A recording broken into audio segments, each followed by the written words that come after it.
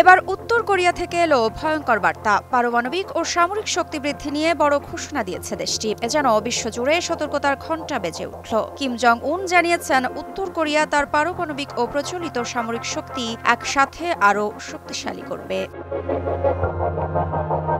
আসন্ন গুরুত্বপূর্ণ শাসক দলীয় বৈঠকে কিম জং উন দেশের পারমাণবিক অস্ত্র ভান্ডার ও প্রচলিত সামরিক শক্তি উন্নয়নের নীতি ঘোষণা করবেন। সংবাদ মাধ্যম আল আরাবিয়া ইংলিশ জানিয়েছে, পিয়ংইয়ং এবার একযোগে পারমাণবিক ও প্রচলিত সশস্ত্র বাহিনীকে অগ্রসর করার পথে হাঁটবে।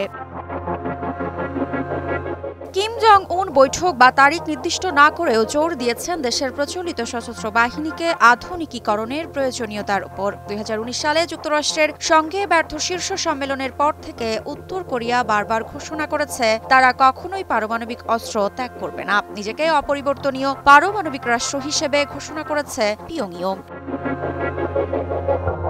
প্রতিবেদনে বলা হয়েছে, 2019 সালে যুক্তরাষ্ট্রের সঙ্গে একটি ব্যর্থ শীর্ষ সম্মেলনের পর থেকে উত্তর কোরিয়া বারবার বলেছে যে তারা কখনোই তার পারমাণবিক অস্ত্র ত্যাগ করবে না। তারা নিজেকে একটি অপরিবর্তনীয় পারমাণবিক রাষ্ট্র ঘোষণা করেছে।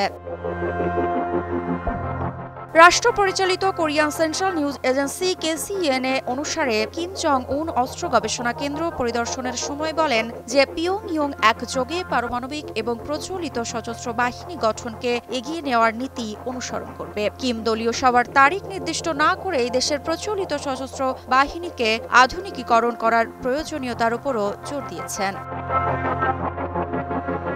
ইউক্রেনের যুদ্ধের ফলে উত্তর কোরিয়ার নেতা আরও সাহসী হয়েছেন। মস্কোর পক্ষে যুদ্ধের জন্য হাজার হাজার উত্তর কোরিয়ার সেনা পাঠানোর পর রাশিয়ার কাছ থেকে গুরুত্বপূর্ণ সমর্থন পেয়েছেন। গত বছর রাশিয়ার প্রেসিডেন্ট ভ্লাদিমির পুতিন উত্তর কোরিয়া সফর করেন। ওই সফরের সময় মস্কো এবং পিয়ংইয়ং একটি পারস্পরিক প্রতিরক্ষা চুক্তি স্বাক্ষর করেছেন। দক্ষিণ কোরিয়া বারবার সতর্ক করেছে যে রাশিয়া পিয়ংইয়ং এর প্রতি সমর্থন বৃদ্ধি করেছে, যার মধ্যে রাশিয়ার সামরিক প্রযুক্তির সম্ভাব্য হস্তান্তরের বিনিময়ে ইউক্রেনের বিরুদ্ধে লড়াই উত্তর কোরিয়ার সহায়তা রয়েছে। কি বুঝলেন ভাই? অনলি যেটাই চাই।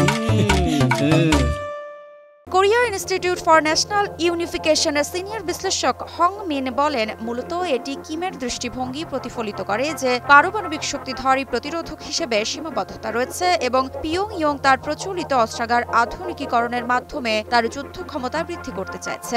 রাশিয়ার সঙ্গে উত্তর কোরিয়ার সামরিক প্রযুক্তি সহযোগিতা প্রচলিত অস্ত্র খাতেও সম্প্রসারিত হচ্ছে বলে মনে হচ্ছে এবং আধুনিক যুদ্ধের জন্য তৈরি আধুনিকীকরণ পরিকল্পনা আসন্ন বৈঠকে মধ্য থেকে দীর্ঘমেয়াদী এজেন্ডা হিসেবে উপস্থাপন করা হতে পারে। 2021 সালের জানুয়ারিতে শেষ দলীয় কংগ্রেসে কিম একটি উচ্চাভিলাষী সামরিক এজেন্ডা উন্মোচন করেন। সামরিক গুপ্তচর উপগ্রহ এবং কঠিন জ্বালানি চালিত আন্তঃমহাদেশীয় ব্যালিস্টিক ক্ষেপণাস্ত্রের মতো উন্নত অস্ত্র তৈরির প্রতিশ্রুতি দেন। বিশ্লেষকরা বলছেন, তারা আশা করছেন আসন্ন বৈঠকটি আগামী বছরের শুরুতে অনুষ্ঠিত হতে পারে। উত্তর কোরিয়া কেবল ঘোষণা দিল না, বার্তা পাঠালো। পারমাণবিক শক্তি এবং প্রচলিত অস্ত্রে একসাথে এগিয়ে যাওয়ার যুগ শুরু। বিশ্ব পর্যবেক্ষকরা বলছেন, এটি কেবল পিয়ংইয়ং এর প্রতিরক্ষা নয়, সামরিক আধিপত্যেরও ঘোষণা।